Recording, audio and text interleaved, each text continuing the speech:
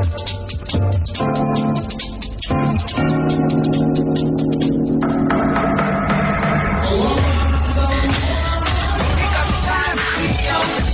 puasa. Ini wajib. Ibu, buka bareng yuk. Buat rame-rame, ini ada yang 1,5 liter.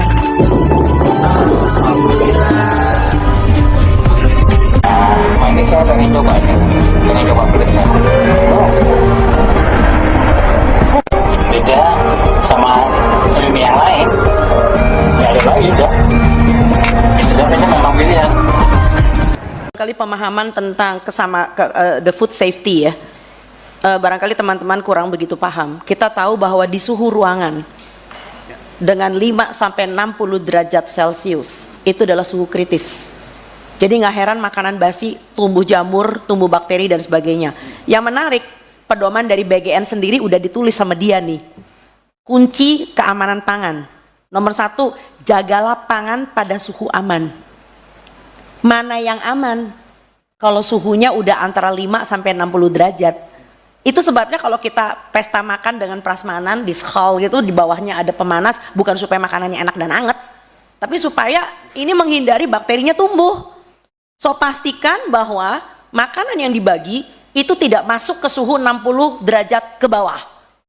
Nah pikirin, cara satu-satunya adalah barangkali geser SPPG-nya ke kantin sekolah. Itu pertama. Kedua, ini menarik. Pelibatan siapa saja? Tolong libatin Persagi dong. Kita punya Persatuan Ahli Gizi. Nah yang menarik Bapak Ibu, barangkali ini pemahaman juga buat Anda, punten, izin. Ahli gizi Indonesia tuh banyak sekali reno-renone, nek wong Jawa ngerti reno-renone apa. Jadi ada namanya ahli gizi yang berasal dari teknologi pangan. Kalau ahli gizi dari Tekpang, wah nggak heran dibelain itu semua kemasan, karena yang penting hitungan kalori. Mereka adalah penghamba UPF. Nah, libatkan juga TPG, tenaga pelaksana gizi. Mereka adalah orang yang paling tahu di lapangan, ya. Kader. Nah, kenapa kelihatannya kader Posyandu TPG nggak dilibatkan? Karena BGN udah tahu pasti bakal dikuyok-kuyok. Karena apa? Iki panganan opo iki, ya kan? Lowong susu isinya dudu susu isinya gula tok itu ya. Pasti dikuyok-kuyok. Ya jelas mereka nggak dilibatkan daripada merugikan, ya kan? Kontraproduktif. Nah, bicara tadi Bu Neti mengatakan list SPPG yang bagus dan tidak bagus. Bu, sulit Bu karena mereka tidak terbuka. Kita jangan tahu. Nah, yang saya tahu yang bagus Anda boleh follow ya. Itu yang namanya SPPG Bener Purworejo. Bener Purworejo tuh oke banget karena ya dia suka nanya sama saya. Tapi mereka juga kejebak akhirnya. Kenapa? Karena ketika di menu kering mereka kejebak dengan Promina. Mereka kejebak dengan susu ibu hamil. Sampai ada warga yang nanya ke saya, "Dok, saya punya satu lemari loh. Karena saya kalau minum susu ibu hamil kayak muntah. Itu kalau dihitung tuh berapa juta itu." Nah yang menarik adalah selalu pertanyaan Bapak Presiden kepada Pak BGN, Kepala BGN adalah udah berapa banyak dapurnya? Udah berapa banyak orang yang terima? Dia nggak tahu bahwa yang terima itu ada juga yang kejet-kejet gitu loh ya. Nah berikutnya lagi adalah kita harus merevisi panduan. Kalau panduan BGN masih tertulis ada makanan kering, ada susu formula lanjutan, yang nggak heran SPPG menyediakan itu, ya. Sampai ada ketua tim menggerak PKK, salah satu ibu camat dan ibu bupati yang kenal baik sama saya, itu mengatakan, "Dok gimana dok? Saya ibu bupati, tapi kalau aku nggak ngikutin, aku dikuyok-kuyok nanti ini." Karena panduan BGN kayak gitu, lah panduannya mesti direvisi. Nah bicara tentang pentahelix, untuk mengungkit, untuk mengubah cermin malnutrisi di Indonesia, kita kenal yang namanya pemerintah. Kita kenal yang namanya masyarakat, kita kenal yang namanya media, kita kenal yang namanya akademisi dan pakar. Akademisi nggak didengar Pak, masuk kuping kiri keluar kuping kanan, kalian aja nggak didengar kan sebagai perwakilan rakyat. Nah yang kelima pelaku usaha, wah iki gonge gitu. Nah si pelaku usaha sebetulnya bisa kita libatkan, jangan salah. Saya main sama pelaku usaha, tapi tolong BGN atau MBG jangan dijadikan etalase jualannya dia. Enak aja, mentang-mentang harga diskon, dikasih susu ibu hamil, susu formula lanjutan. Kalau dia mau terlibat, sediain itu dapur yang benar di kantin sekolah. Sediain itu mobil, ya. Coba Anda cek di belahan dunia sebelah mana, food tray itu disusun, diikat nganggo tali rafia gitu. Mesano, itu khas Indonesia itu loh. Ya, jadi Anda lihat bahkan di India aja mereka membagi langsung di dapur makanan basah, makanan yang keluar dari panci. Oke, and then ada satu lagi, ada anak yang sebetulnya punya kebiasaan sarapan Bapak Ibu, tapi gara-gara ada MBG dia jadi nggak sarapan. Karena apa? Takut dimarahin sama gurunya karena makannya nggak habis. So jangan melihat dari satu sisi anak yang tidak sarapan loh. Ada anak yang kebiasaannya bagus udah sarapan malah jadi nggak jadi sarapan. Dan yang berikutnya lagi adalah pikirkan tenaga SPPG yang sudah direkrut. Ya kita juga nggak mau melakukan moratorium karena mereka adalah orang-orang yang udah senang dengan gaji 1,8 juta kayak kemarin tuh ada yang keluar di TikTok ya. Wih gaji gue bagus. Sementara di tempat itu guru cuma 300.000 honornya per bulan. So saya tidak mau juga posyandu keseret. Karena sekarang udah kelihatan nih posyandu mulai keseret, saya udah bilang. Karena apa? Karena mereka sudah mulai membagi susu-susuan yang berasa-rasa, mulai membagi biskuit-biskuit. Nah, satu hal lagi adalah yang lebih penting, tolong bedakan rekomendasi dari kritik. Saya pengen pemerintah kita itu dengar ini rekomendasi karena kita semua sayang bangsa ini. Kita cinta bangsa Indonesia, apapun warna kulit kita, apapun bentuk mata kita. Kita adalah orang Indonesia. Tapi tolong, semua yang sifatnya ingin mendukung dengan suatu ide-ide tertentu, jangan dianggap sebagai kritik. Jadi berasanya kayak the super body yang selalu benar. Itu sebabnya kenapa mereka tidak melibatkan posyandu, tidak melibatkan TPG, tidak melibatkan dan sebagainya. Bicara tadi Mas yang mengatakan tentang UPF yang masih bisa diterima. Barangkali saus tomat masih bisa diterima kali ya. Kecap masih bisa diterima kali ya. Tapi bukan yang namanya saus tiram masih bisa lah dikit-dikit lah ya. Itu kan UPF juga. Tetapi tolong jangan biskuit, jangan roti kemasan. Dan tadi menarik bahwa salah seorang yang mengatakan bahwa Indonesia itu kekurangan makan sayur dan buah. Bapak Ibu, dari Survei Kesehatan Republik Indonesia 2024, Anda tahu jumlah orang Indonesia berapa persen yang kurang makan sayur dan buah? Saya sebutin angkanya biar kejet-kejet. 96,5%. Ini adalah tanah air yang kaya. Varian sayur dan buah terbanyak di seluruh daerah tropis ada di negeri ini. Tapi Anda bikin anak-anak Anda makan bakmi, anak-anak Anda makan spaghetti, requestnya adalah burger. This does not make sense at all. Terakhir, intoleransi beda dengan alergi. Jadi kalau nanti misalnya Anda memanggil BGN dan BGN dengan gagahnya mengatakan nggak ada tuh yang muntah. Lah iya, intoleransi beda dengan alergi. Alergi saat diberi langsung muntah, langsung diare, langsung mencret, langsung berak-berak. Tapi intoleransi itu ibaratnya seperti Anda punya mertua 3 bulan di rumah. Kalau dia baru datang 3 hari nggak apa-apa, it's okay. Tapi begitu mertua ini mulai 3 bulan, jadi yang disebut dengan exposure, paparannya harus sering. Tiap hari minum susu, lah jeder. Setelah sebulan 2 minggu, mulai kembung, mencret. Itu intoleransi. Jadi intoleransi beda dengan alergi. Jadi saya sakit hati kalau ada orang mengatakan itu dasar norak aja nggak biasa makan enak. Bukan nggak bisa makan enak karena diintoleransi. Dokter kan juga nggak bisa makan tiramisu. Barangkali itu aja. Kami di sini semuanya dengan senang hati ingin membantu. Karena kita adalah bagian dari rakyat Indonesia. Undanglah kami nggak dibayar, kami juga mau kok. Tenang aja. So silakan Bapak Ibu yang terhormat, ini adalah suatu ajuan dari kami dan barangkali sedikit mau ditambahkan oleh. Dalam kegiatan ini ada evaluasi terkait dengan kualitas dari makan bergizi gratis. Kami berpesan kepada seluruh SPPG di seluruh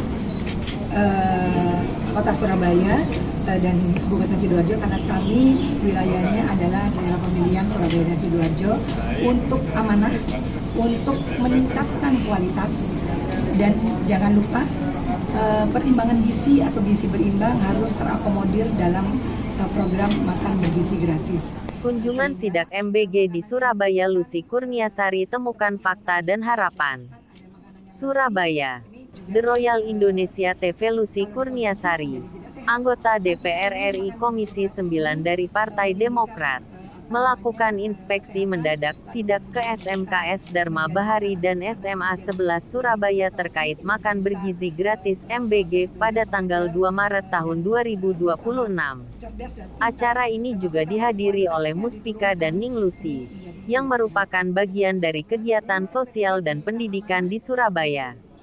Kegiatan ini bertujuan untuk memantau langsung kondisi sekolah dan berinteraksi dengan siswa, guru, dan staf sekolah. Lucy Kurniasari juga ingin memastikan bahwa fasilitas dan program pendidikan di sekolah tersebut berjalan dengan baik dan sesuai dengan kebutuhan siswa. Selama sidak, Lucy Kurniasari juga membahas tentang pentingnya pendidikan dan peran masyarakat dalam mendukung program-program pendidikan di Surabaya.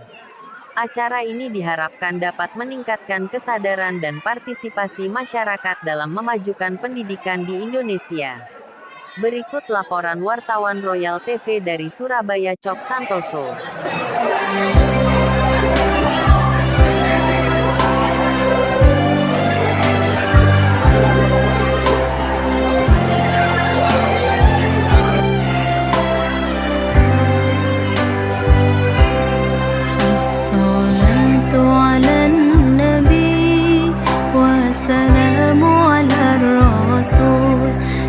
الشفيع الأبطح ومحمد عربي الصلاة على النبي والسلام على الرسول الشفيع الأبطح ومحمد عربي.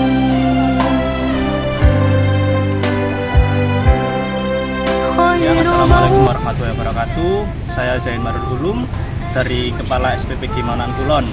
Ya, kegiatan pada hari ini, pada siang ini adalah kunjungan dari Dewan Komisi 9 Bu Lucy, kemudian ada juga Pak Mahmud juga, perwakilan dari Dewan, kemudian pemangku wilayah juga di Maunan Kulon.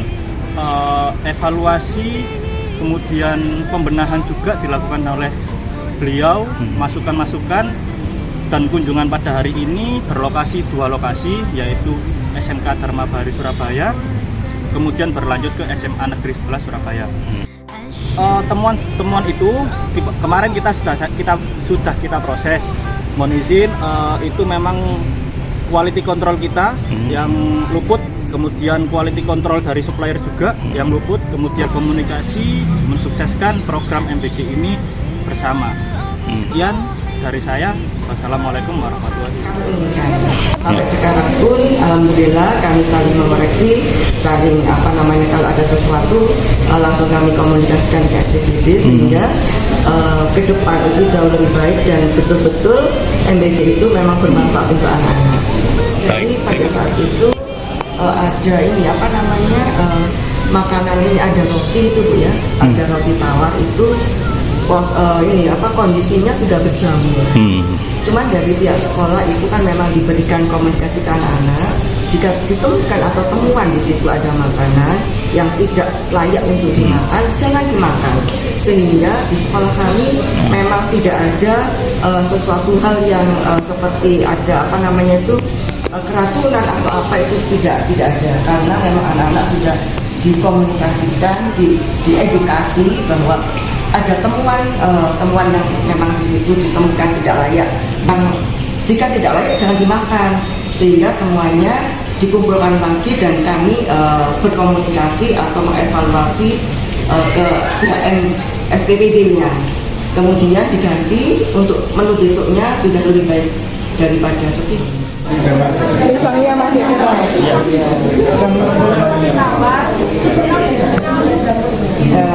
Jadi roti tawar ini biasanya roti tawar ini hanya tagihan. Kalau itu membelinya terlalu lama, lalu kemudian didistribusi, pasti akan jamuran. Kalau kita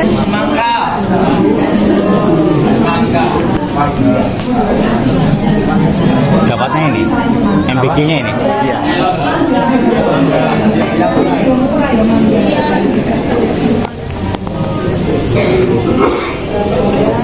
program ini kalau ada inspirasi dikomunikasikan saja ya. Lalu kemudian mendapatkan makanan yang makanannya sudah tidak layak untuk dikonsumsi. Sayurannya ya, sayurannya. Kalau sayurannya pada waktu itu dimasukkan mie atau ada sendiri? Sayuran hanya tahap iya. Karena sayuran hanya tahap gajah ini beberapa SPPG ini mengelola salurannya itu juga langsung menanyakan kepada pihak sekolah apakah anak-anak perhatikan yang harus kita dengar, karena yang terjun langsung ke lapangan adalah Bapak Ibu guru, tidak termasuk kepala sekolah. Saya kira yang lebih memahami ini yang berproyek, karena kalau MBG-nya itu berkualitas atau enak rasanya pasti entek, kalau nggak enak kan pasti nggak habis ya. Jadi komunikasi itu memang penting dari Bapak Ibu guru yang mendapatkan aspirasi dari siswa. Nanti silakan nanti mungkin disampaikan kepala sekolah, mungkin disampaikan kepada pihak SPPD-nya. Ini ada kepala dapur, ini namanya SPPI, Mas Len, ya, yang sudah biasa komunikasi dengan pihak sekolah ya. Jadi tadi evaluasinya adalah untuk meningkatkan kualitas makan bergizi gratis, lalu mengakomodir permintaan siswa-siswi bertahap. Ya, tentunya tidak bisa sekaligus diakomodir, tetapi bertahap, tidak seperti tadi ayam geprek, sebenarnya ayam geprek kombinasi. Lalu cita rasa juga tetap diutamakan, karena tadi kalau makanan dibuang-buang emang dia. Ya mungkin cuman kalau MBG pesannya itu mungkin